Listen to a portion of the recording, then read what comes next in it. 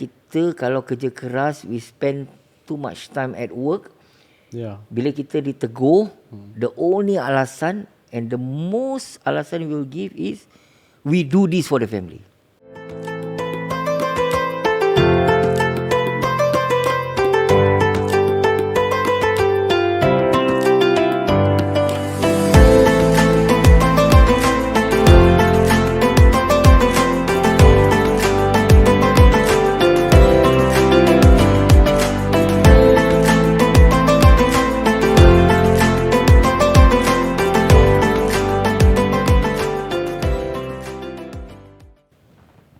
Assalamualaikum warahmatullahi wabarakatuh. Saya Mahadi bersama dengan anda di episod ke-8. Selamat datang ke Seikhlas Ramadan. Hari ini hari yang ke-7 Ramadan. Terima kasih terus bersama saya di sini di Bapak Kau punya podcast Special Edition Seikhlas Ramadan. Bagi pihak Bapa Hebat SG, ribuan terima kasih kerana terus mendengar kami, dan juga Ustaz, ribuan terima kasih. Alhamdulillah. Thank you so much. Thank you so much Ustaz for joining us. Ini dia Ustaz daripada Al-Khatib Basyarahil. Alhamdulillah Ustaz. Inilah 2 tahun kita berturut-turut Ustaz. Yes. Alhamdulillah. Second season Tahun kedua lah. Tahun kedua Ustaz. Macam mana Ustaz bagikan masa ni Ustaz? Ustaz dengan, saya tengok Ustaz, kalau saya follow Ustaz punya IG kan, mana Ustaz sempat buat apa tu? Buat live lah. Lepas tu Ustaz kat tepi masjid lah, dekat tepi lorong lah. Bukan lorong ini apa? Lorong yang Arab Street tu. Yang kat masjid tu nanti Ustaz buat apa ni? Short video. Short video. Lepas tu terus Ustaz buat kematian lain. Allah, macam mana Ustaz bagikan masa tu Ustaz? Tapi memang before masuk 40 okey lagi tau. Bila saya dah masuk 40, nak masuk 41, dia rasa lain sikit lah. Dah selain tu dia rasa macam alamak, I cannot push sangat. Tak, I do a lot of things. Okay, I do my live talk show, lepas tu content, mengajar, lepas tu nak attend jenazah. Kadang-kadang jenazah 1 hari 3. Ya, itu benda yang Ustaz tak boleh plan. It's part of your workload. But itu benda Ustaz tak boleh plan. Ustaz tak boleh cakap hari ni 2 orang yang mati. Betul tak? Betul. Kematian hari 2 je. Tak boleh Ustaz. Dia ad hoc lah. Ad hoc. So walaupun macam yang lain Ustaz dah buat, mungkin Ustaz dah buat kelas ni, dah buat ni, sikit Ustaz dah buat dia, alamak dia telefon. So you have to focus on that pula kan. Betul tak? So that is I don't know. That's why I think macam mana dengan Ustaz sebagai seorang bapa keluarga lagi. Betul tak Ustaz? Macam mana Ustaz dapat bagikan masa ni Ustaz? Balance. Saya rasa macam okay, saya bersyukur, alhamdulillah. Okay, seorang ustaz, dia punya peranan ustaz ni, dia punya weekend gone. Saturday Sunday gone. Why? Sebab dalam masyarakat kita, dia yang paling sesuai waktu untuk adakan majlis keramaian weekend.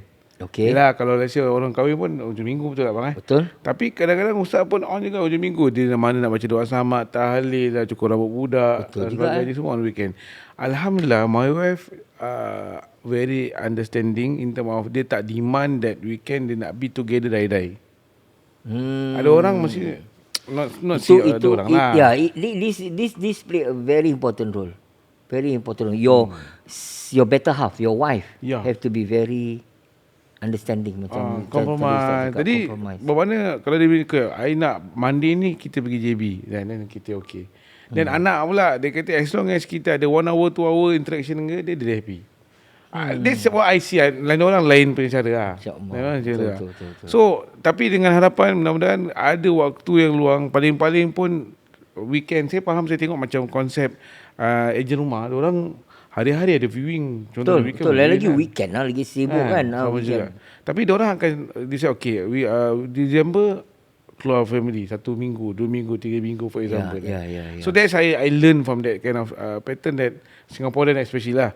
Yang mana okay, this time mungkin kita boleh ikut cara ejen rumah punya cara, how mereka cuti contohnya.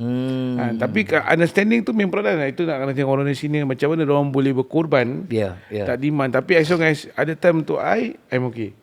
So itu balancing if dia punya support lah. Support system paling important macam mana. Betul. I mean that is why. I mean the topic minggu ni is balancing work and fatherhood.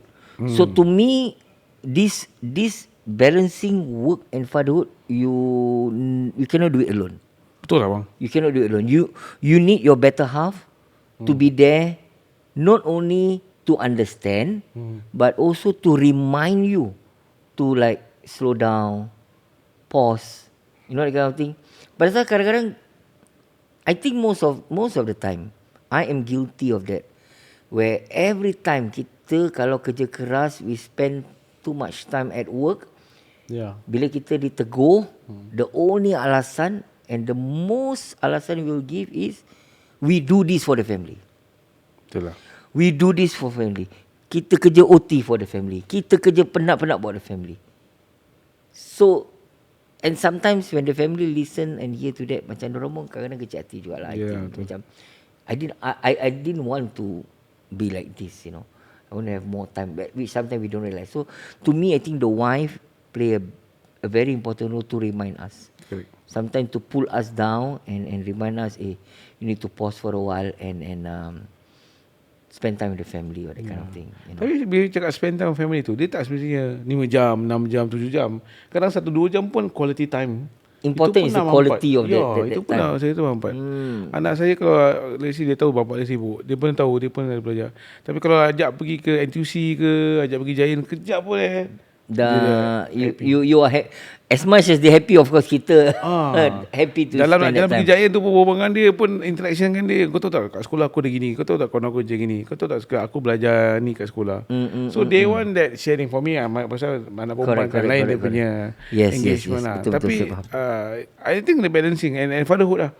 Pada saya fatherhood is that I pernah dapat komen that this my wife dia ada foreign teacher yang dah migrate pergi ke New Zealand. Dia kata husband dia lah nampak, dia kata I see that you are good father. Dia satu appraisal to me juga, ataupun satu compliment yang okay, orang luar pun nampak macam mana I interact with my daughter. Right. So I must orang kata tu adakan, I must pegang benda tu sampai bila dia dah dewasa, sampai dia dah ada dia punya own relationship dengan boyfriend, kena kahwin ke apa, then that's it lah. Maksudnya betul. Tapi yang sekarang ni kita nak kena pegang lah.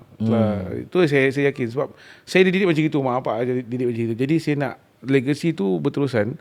Jadi saya tak nak macam ada anak, hasilkan anak tapi jaga ni tidak. I don't want to get that kind of remark yang saya ada lah. Betul. Alhamdulillah. So I think talking about I want to achieve a healthy life. Like I said before, the spiritual strong, financial strong dan juga physical strong. So I need to be healthy, I need to be financially stable. But of course cakap tu senang, duduk Singapore ni memang agak mencabar kan, tapi at least you know your ukur baju di badan sendiri lah, senang kata kan. I mean macam tadi saya cakap, sometimes you don't realise that kita sebagai manusia, selain daripada tanggungjawab sebagai seorang ayah, kita tak perasan dan kita tak perasan lah. We don't realise that we can fall sick anytime. Kita boleh jatuh sakit anytime. Kita boleh jatuh anytime. As much as we want to take care of the family, I think the very key important person is you also must know how to take care of yourself. Betul. That's why nak kena moderate lah. Jadi macam tak nak push sangat. Okay, tahu ni benda ni energy nak save 20% untuk anak ataupun untuk mak. Betul. Tadi you said betul lah, you need to ukur baju badan sendiri. You must know your own body. You must know your own system. Correct. Don't push too much sometimes, because I know I understand we all do this for our loved one. But if that is why you do for your loved one, is all the reason that you need to take care of yourself. Lagi satu, on top of loved one, kita punya hadaf tau. Kita buat ni semua pun kerana Allah. Then itu amanah, amanah dan lillahi ta'ala. Dan itu dah compass everything yang kita punya sayang, kita buat untuk isi untuk anak kan. Kita cakap lillahi ta'ala, Allah akan jaga the rest of it. For me, I put that way. Aku buat lillahi ta'ala, keluar dakwah, for example, kan, come here share about Ramadan. Then you do it lillahi ta'ala. So Allah will take care of everything behind. I put that way. Pasal one day also kita kan life, sama ada wife kita pergi dulu ke ataupun kita pergi dulu, the rest of it Allah akan jaga. That's kind of mentality that I have to be, and of course our fathers ataupun ayah-ayah di luar sana pun nak kena have this kind of mentality ataupun understanding. Betul. So that kita akan dipimpin, dijaga dan juga dilindungi oleh Allah SWT. Alhamdulillah. Terima kasih Ustaz. Itu dia kata-kata yang cukup padat, perkongsian yang dapat diberikan daripada Ustaz Yusof. Terima kasih Ustaz. Baik. Sampai di sini saja untuk episod ke-8 kita hari ini. Ingin saya ucapkan ribuan terima kasih sekali lagi, tidak lupa kepada penaja-penaja kita, Jalindo, penaja kita Jalindo yang paling jago. Ini dia Jalindo. Pengiriman barang anda kalau ada dari Singapura untuk ke Indonesia ataupun dari Indonesia ke Singapura, anda boleh titipkan dengan mereka. Titipkan, nampak? Boleh anda hubungi talian mereka. Nanti siap saya dapat 9248 2596 9248 2596. Boleh telefon ataupun WhatsApp kalau ada pengiriman yang nak dihantarkan ke Indonesia ataupun anda ingin menerima pengiriman daripada Indonesia, hubungi mereka. Jalindo, pilihan anda, amanah kami. Keras. Betul. Ini dia Jalindo. Dan tidak lupa juga kepada Nur dan Haidir. Nur dan Haidir, ini dia ejen hartanah setia anda. Anda boleh hubungi mereka dengan talian 8118 4828 8118 4828 kalau anda ingin mengetahui lebih lanjut mengenai perkhidmatan mereka sebagai seorang hartanah. Boleh anda telefon mereka, Nur dan Haidir. Mereka juga akan bersama kami insya-Allah di studio untuk mereka menanyakan, bukan saja menanyakan dengan ustaz hal-hal hartanah dari segi agama Islam, tapi juga mereka akan kongsi sedikit. Mereka akan kongsi tip-tips yang boleh kita pelajari untuk kita mendalikan hartanah kita juga, insya-Allah. Kita akan terus mendengar daripada mereka. Baik, sampai di sini saja di episod kita kali ini. Sehingga kita ketemu lagi esok di dalam Seikhlas Ramadan yang dibawa khas oleh Bapak Kau punya podcast. Ribuan terima kasih kepada Bapak SG kerana terus menyokong kami. Sehingga ketemu lagi esok. Akhir kata saya di sini bersama dengan Ustaz Yusof. Assalamualaikum warahmatullahi wabarakatuh. Selamat berbuka puasa.